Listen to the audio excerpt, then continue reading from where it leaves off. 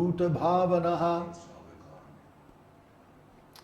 So Om means I offer my respectful obeisances.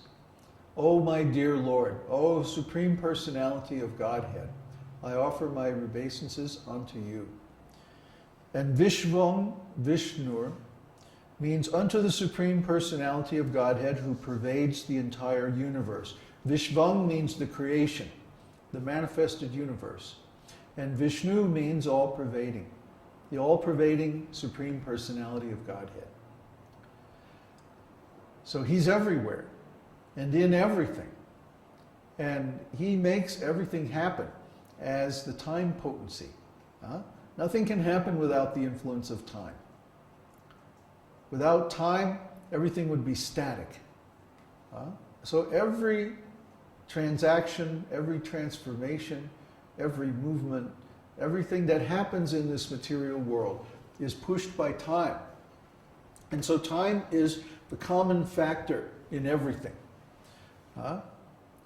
We have to have time because we have only 3 dimensions to work in.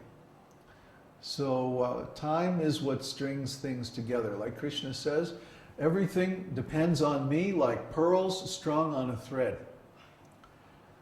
So the thread is time. Time is what makes everything have a relation to each other. Something happens and then something else happens and then the next thing happens and so on like that. So by time, we have 7 stages of material manifestation. Creation, gestation, birth, growth, production of byproducts, dwindling, and death. And those 7 stages are due to the influence of time. And everything is affected by that.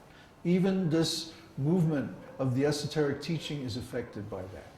And it goes through different stages. Each teacher and each stage of the teaching displays these 7 effects because we're in time. So sometimes when a religious movement or organization is founded, even by the greatest spiritual master, after some time it degenerates and it becomes deviated from its original purpose. Then a new organization or a new stage of the teaching has to be founded by the next acharya in order to keep things going in the same direction or according to the same purpose. That's what we see in this material world. Everything goes through these 7 stages. But in the spiritual world, it's not like that. Because in the spiritual world, there's no influence of time as a succession or a progression of stages. In the spiritual world, we're in eternity. That means we're in a higher dimension. So just like if I have, let's say there's beings living on this sheet of paper, little bugs or something, and they can only move in the 2 dimensions of the paper. Well, every time they come to a boundary, like one of these black marks on the paper, then they can't go any further. They're stopped. They're stuck. But we can go above it and leap over it because we have access to the 3rd dimension. Similarly, in the spiritual world, we have access to the 4th dimension or even higher dimensions. So, because of that, we're not stuck in time. If we find one of Krishna's pastimes that is very pleasing and attractive to us, we can relish that pastime as long as we like. There's nothing pushing us, nothing forcing us to go on. So if we like taking prasadam, we can take prasadam for 1,000,000 years. Never get full. Relish the taste of that prasadam. Or any of Krishna's pastimes. Are you hungry? Yeah. Maybe I am too, that's why I'm talking about this. So the next holy name is Vashatkara. Vashat means Vedic sacrifices. And Kara means making or doing.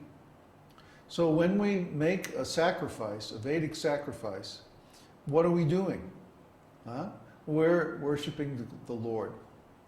So Vashatkara means he is the objective. That's why we're making the sacrifice. We're making it for him. It's only secondarily for us, although it's very good for us. Still, the real purpose of Vedic sacrifice is to satisfy the Lord. So Vashatkara means that he is the object of worship. He's the beneficiary. He's the one who receives the benefit of doing the Vedic sacrifice. When we make an offering, whether it's an offering of food or an offering of worship, an offering of song, whatever it is, it's directed towards him. Because why?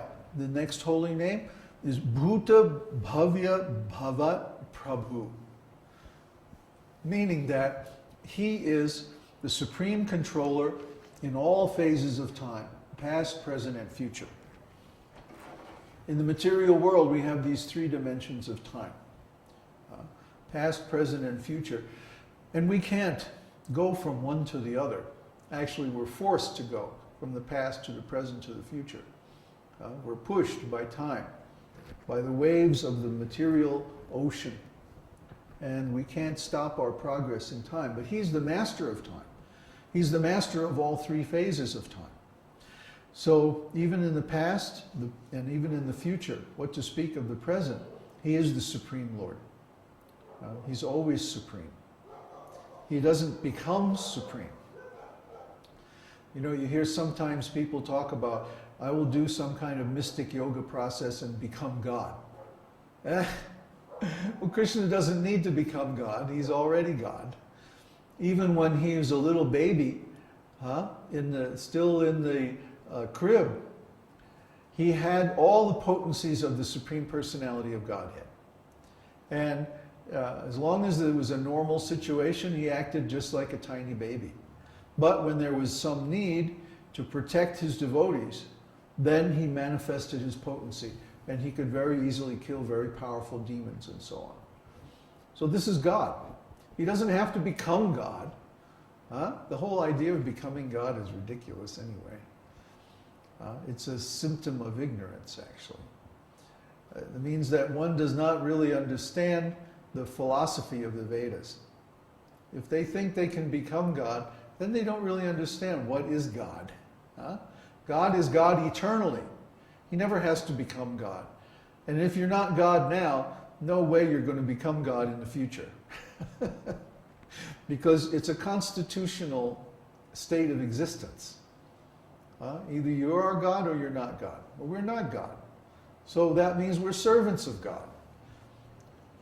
The real thing is when people talk about becoming God, it means they don't want to serve God. They don't want to serve anybody. They want people to serve them. So they concoct this whole nonsense about becoming God, just so people will offer them some tiny service. It's not very smart. Because God is God in the past, present, and future.